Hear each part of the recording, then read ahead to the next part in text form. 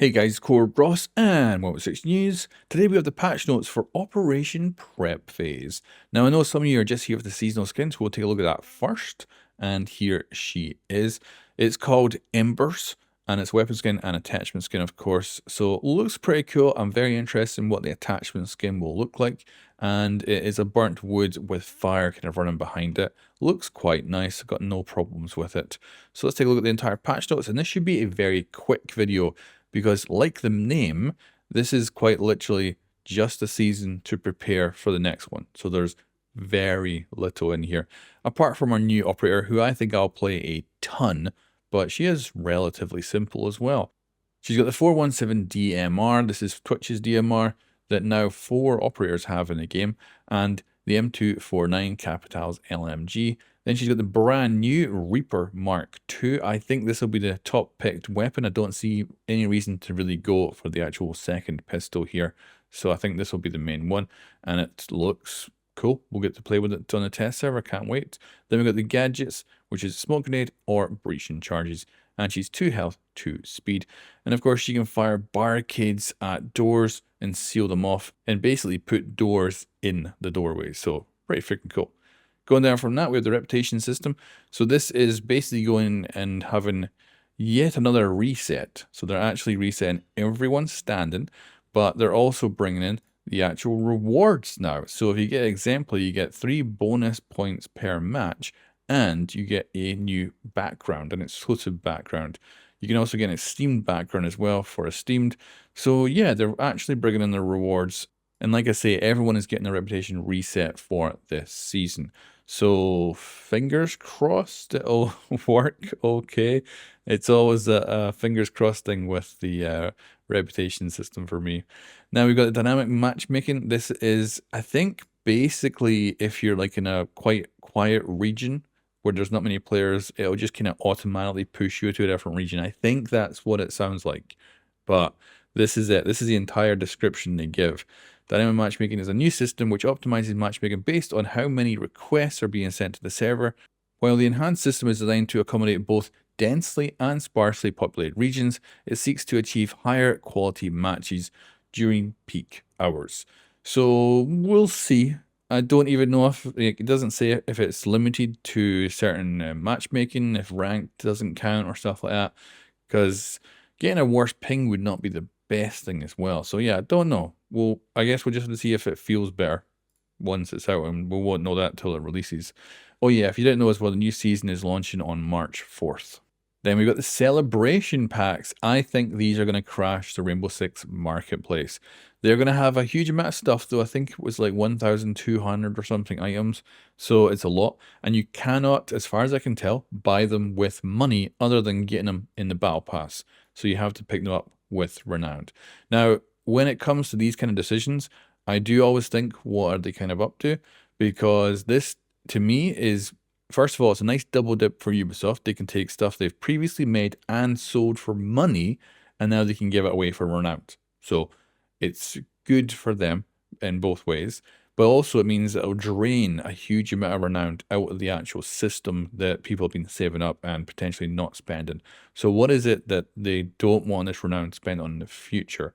So I'm kind of curious, but certainly interesting. They also mentioned at the reveal that in the marketplace in the future, you'll be able to sell these packs if you don't open them, which is something you cannot currently do on the Siege marketplace. You cannot sell unopened packs. So that seems to be a new feature that's coming as well. Players who miss out on these packs will be able to find them on the marketplace in Season 3 from those who decide to sell them instead of opening them. But yeah, I'm expecting a crash of some of the marketplace sale prices, certainly, with that. Even as well, if it's just like worry about stuff and selling things as much as possible. Now we got, even though this is patch notes for the new season, they do mention Rainbow Six Siege X, which is their new version, and they're going to be showing it off on March 13th. And it doesn't, of course, need to be in here because there's nothing about this season in this patch notes, but we'll move past that. We've got our seasonal weapon skin, and then we have our operator price decrease. So of course you can get operators for cheaper prices now that they're effectively older, which is always good. Then we've got tweaks and improvements. So DirectX 11 gone. If you cannot play the game in DirectX 12, you're screwed on PC.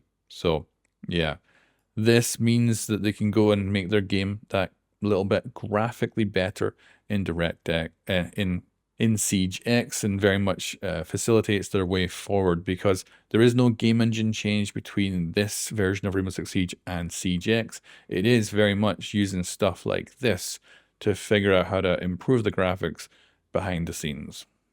Now, this one here is an interesting one for me to see, because this was in a roadmap. I cannot remember how long ago it was. It was like, it must have been 3 years ago or more, where they were going to make the game smaller by streaming the cosmetic textures over to your client, your game client, which meant, of course, you don't have to have them saved on your computer or your console or whatever that, and it would reduce installation size.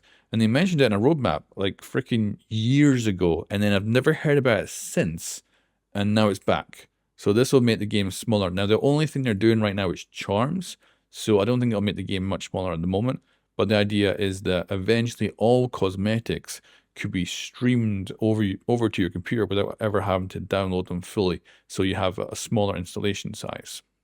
And this may well be a concern for something like, say, CGX, where they might be going for like way bigger textures or things like that, that could result, or even just geometry in the game, which could result in much bigger installation size. So there's probably a bigger push to go back to this, because they did seem to forget about it for quite a few years, because I assume maybe it just wasn't doable back then, but they're trying to do it again.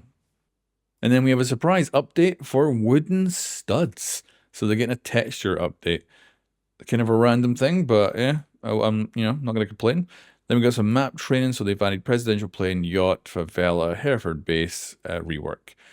Even though we thought this was going to be getting like wiped out, we thought with the destruction of it in the actual game lore now, kind of expecting this wouldn't still be like there, but yeah, it's apparently not getting a second rework. It looks like the story's going in a very different way. Then we have the Versus AI, where the new operator is now playable. And of course, they'll have the bug fixes and stuff that they fix over the time in the test server. So yeah, that is it, guys. That's Operation Prep Phase's patch notes. Nothing surprising in here, apart from there is zero balance and changes. This is quite literally a prep phase season, or a season that is in stasis. Nothing significant is changing. It's all going to be about CGX, and that'll be the focus. Like, we've got an event for CGX in a couple of weeks' time, and that will be it. It won't be talking about like a new roadmap or anything like that. It's just going to be focusing on one thing, and that is the CGX, which most likely comes in Season 2. So, yeah. Now, let me know what you think about all this in the comment section. I would love to know your feedback, as this is, of course, very interesting first season of Year 10 and leading into something big for Season 2. And then the rest of the year is going to be a nice mystery to find out what we have coming next. So anyway, guys, thanks for watching, and I'll catch you next time.